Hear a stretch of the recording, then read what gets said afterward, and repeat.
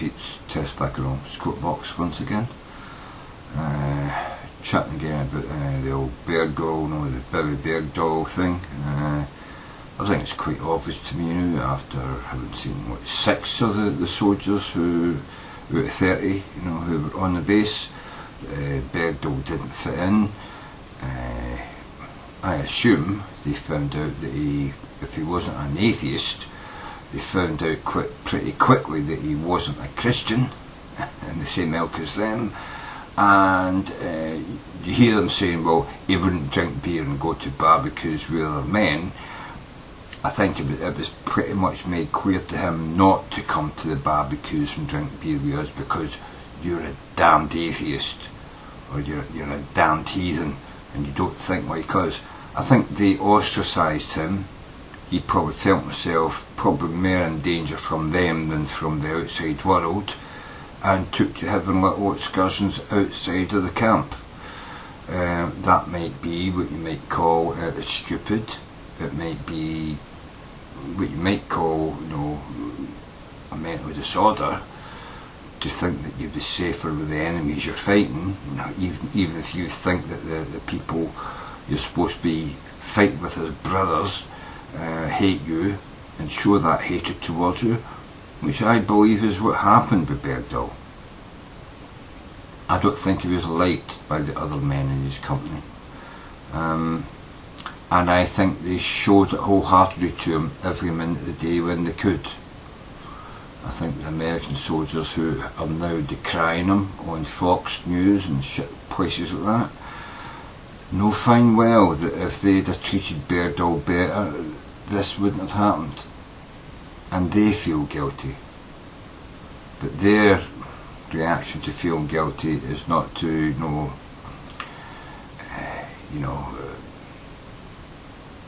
well, basically show guilt. It's not to withdraw within themselves, and their way of feeling guilty is to double down. We've seen that on fucking Fox News, Bill. Yeah, to double down.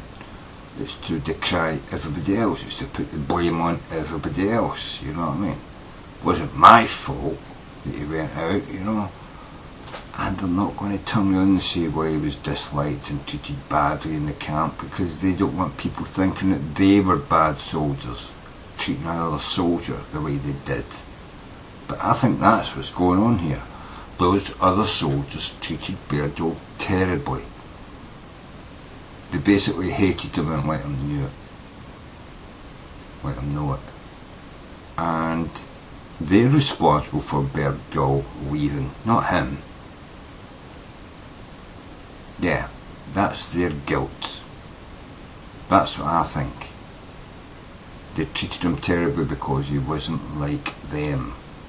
And Bergdahl, like humans do, philosophically seen, yeah, I'm an American and they can treat me that bad, and I see how they treat the Afghans, and I feel more akin to the Afghans than these wankers who treat me like shit.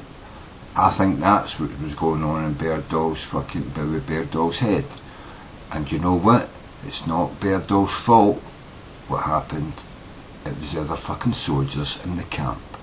It was the 29 other American soldiers in the camp with him who put him in that situation, because they're fucktarded Christian fucking wankers. Bigots. Fucktarded pricks.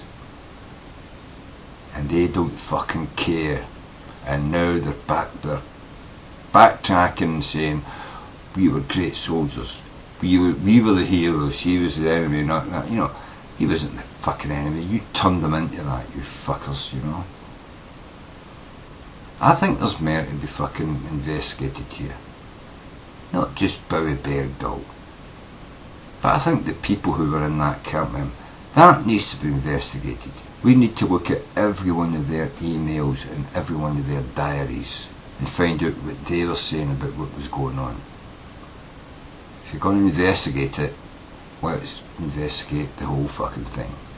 I'm sure somewhere you're going to find somewhere down the line, if you get all that information, if you can gather that shit up, if you can check their emails, check their phone calls, check what other people behind, who might not like them because they're a crappy cousin but they said something to them in an email or something, that information's going to come out. You just need to, the NSA's got all that shit, haven't they? Let's just go through it and find out what they've got. It's only 5 years. Sure, that information has been captured, or some of it. But I don't think Bergdahl is the boogeyman he's been made out to be. I think it's more likely that the people that he was supposedly fighting a war with turned on him. They turned on him. They forced him out.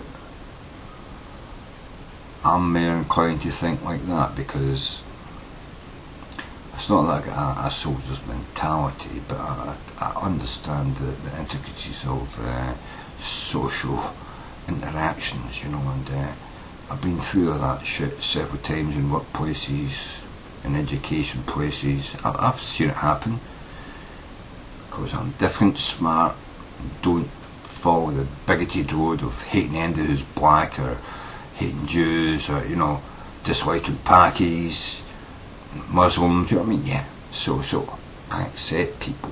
Christians can't accept shit or accept other Christians, and they even don't like other Christians. And America is fucking full of Christians. So I'm thinking, yeah, that's probably what it was. It didn't take much of a stretch of the imagination to take you down that fucking road. I'm just saying, there's more to this shit than fucking Bergdahl being a crazy guy who's wanting to join the Taliban. That just doesn't make any sense. Anyway, enough of that. I'm going to have some more wine and go to sleep. Swansea fucking fat motherfuckers.